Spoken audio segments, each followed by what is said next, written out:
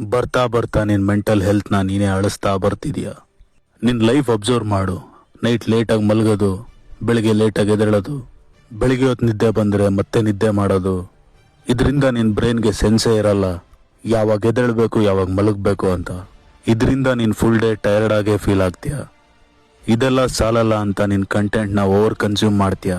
ಬೆಳಿಗ್ಗೆ ಎದ್ದಂಗೆ ರೀಲ್ಸ್ ನೋಡೋದು, ದಿನಪೂರ್ತಿ ಮೂವೀಸ್ ವೆಬ್ ಸೀರೀಸ್ ನೋಡೋದು. ಇದರಿಂದ ನಿನ್ ಬ್ರೈನ್ ತುಂಬಾ ಡೋಪಮೈನ್ ರಿಲೀಸ್ ಆಗುತ್ತೆ, ಇನ್ಕ್ರೀಸ್ ಆಗುತ್ತೆ. ಬೇರೆ ಏನ್ ಕೆಲ್ಸನೂ ಮಾಡಕ್ ಮನ್ಸಾಗಲ್ಲ.